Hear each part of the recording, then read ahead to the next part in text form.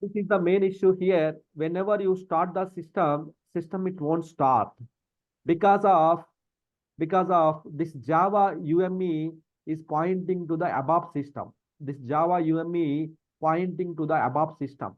But there is a one user here, one user basis user that got locked by someone. So today morning, that got locked here. All users are got locked status. Then I went to the here again. I went to the here. I so unlocked it here. I unlocked it here. So now, if you start the NJD, it will start now. It will start now here. So let's start now here. Okay. So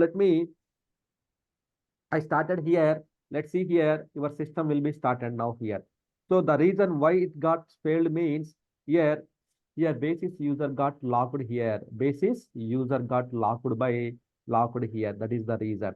So if you go to the change document for the users, let's see. So if you take the past 1 week, then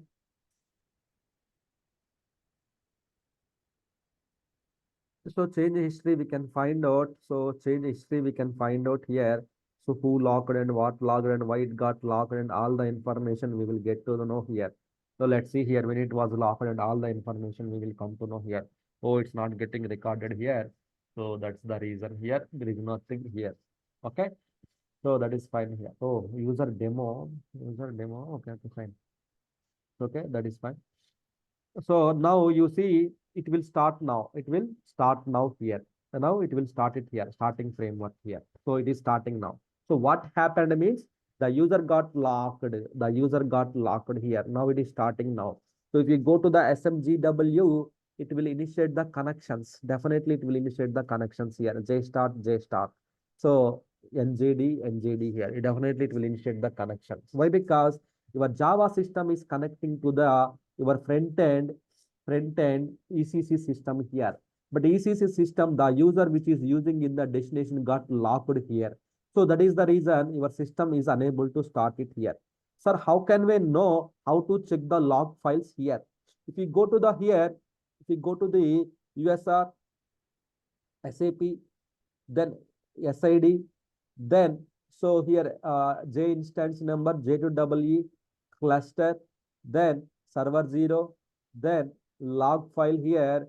Here we will check the logs here. What's it? Just check the latest timestamp of the log file. If you open it here, so here you will get the clear information. You will get the clear information here. So let me show you here.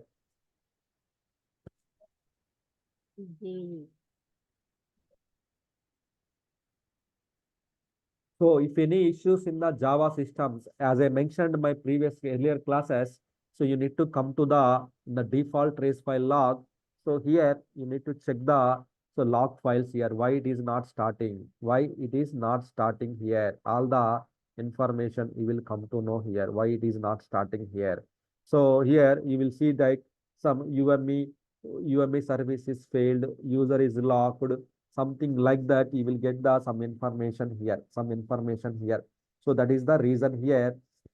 So that is the reason. So in the time of the issue, if you check the log files here, so maybe UME, yes, see here UME service core service failed to start because of Java cannot be started here. Because of this reason, see here the password no longer, too many attempts failed, which is connecting to the your ECP system, your ECP system. So I thought of you guys will observe this one. As a basis consultant, we need to go to the caused by the user basis user password logon no longer, too many attempts means it's locked. Password is locked here. User is locked here. See here error messages are clearly it's displaying. Why system is not getting started?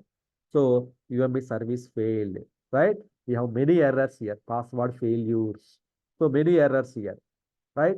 So you have to check these logs here as well. Troubleshooting. Now see here, Java system is up and running now carefully, right? So this is the issue when the backend system is locked, then you may face this type of issues here.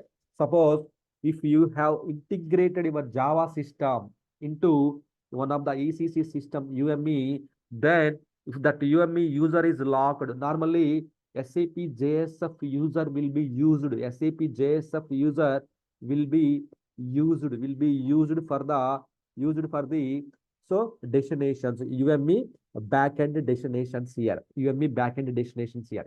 In case of that user is locked or any other user is locked, then your Java it won't start.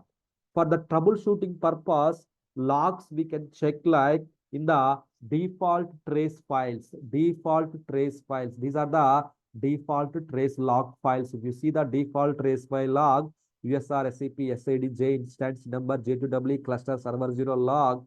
Here we can see the so default trace log here. So default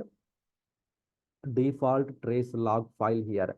In the default trace file log, you will observe the all the errors here, right? This is the very important log file to troubleshoot the Java related issues. Any Java related issue, we can check this log file here, default trace file log. And also we have the sometimes you may have to check the work directory logs also here, work directory logs here.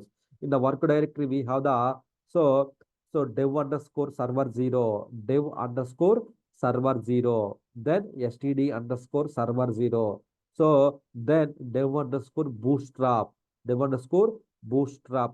So like that, we have the log files are available here in the work directory. We go to the here J2EE, then here J instance number in the work directory. We have the so dev underscore server 0, std underscore server 0, jvm underscore server 0, dev underscore bootstrap. So these log files are very important for the Java systems here. This is called the thread dumps. These log files also called the thread dumps. And also this is the thread dumps locations here, right? So in the work directory, this is the logs location here, work directory here. So default trace log files location is, this is the default trace file log location here. If any issues in the Java systems, once again, if any issues in the Java system, any performance issues, any errors, Java is not starting up, Java is slow or something. So we may have to look this error log files. We may have to look this error log files in the default trace files. So you will get the some clues. Based upon these clues, you can fix the all the errors and issues here. Okay. So this is the very important here. Okay. So this is about the troubleshooting wise. You need to check these log files here. Okay. So now